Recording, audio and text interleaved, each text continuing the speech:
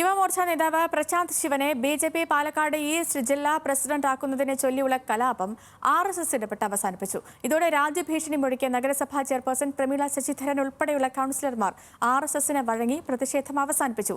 Palakkad east ജില്ലാ പ്രസിഡന്റായി നിയമിക്കപ്പെട്ട പ്രശാന്ത് ശിവന് ഗംഭീര സ്വീകരണമാണ് പ്രവർത്തകർ നൽകിയത്.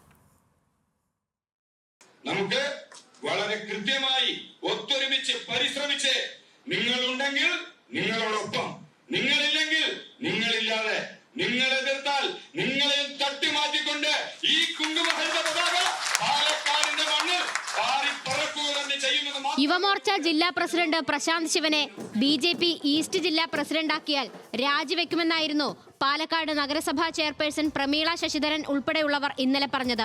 RSS ഇടപെട്ടതോടെ വിമതരെല്ലാം കലാപം അവസാനിപ്പിച്ച് അച്ചടക്കമുള്ളവരായി മാറി. ഒന്നും സംഭവിക്കാത്തതുപോലെ പ്രശാന്ത് ശിവനെ സംസ്ഥാന നേതാവ് KS രാധാകൃഷ്ണൻ ജില്ലാ പ്രസിഡന്റായി പ്രഖ്യാപിച്ചു.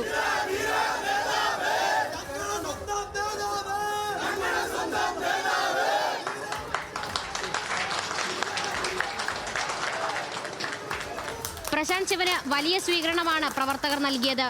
കൃഷ്ണകുമാർ വിരുദ്ധ വിഭാഗം ഉയർത്തിയ പ്രശ്നങ്ങൾ നേതൃത്വത്തിന്റെ ശ്രദ്ധയിൽപ്പെടുത്താമെന്ന് RSS നേതൃത്വം ഉറപ്പു നൽകിയെന്നാണ് വിവരം. വിമതരുടെ കലാപം അവസാനിച്ചതോടെ സാധാരണ പ്രവർത്തകർ ആശ്വാസത്തിലായി. പ്രസിഡന്റായി ചുമതലയേൽക്കാൻ വന്ന പ്രശാന്ത് ശിവൻ സമയനിഷ്ഠ പാലിക്കാത്തതിന് KS രാധാകൃഷ്ണൻ ചെറിയൊരു ഉപദേശവും നൽകി. സമയത്തിന് വിലയുണ്ട്. ദയവായി പ്രശാന്ത് ശിവൻ സമയനിഷ്ഠ പാലിക്കണം. എന്താ കാര്യമെന്നറിയാമോ?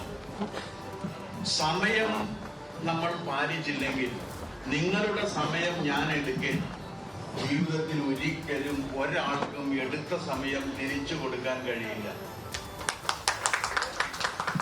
ഇതുതന്നെയാണോ RSS നേതൃത്വം വിമതരോട് പറഞ്ഞത്? അറിയില്ല. ന്യൂസ് മലയാളം, പാലക്കാട്.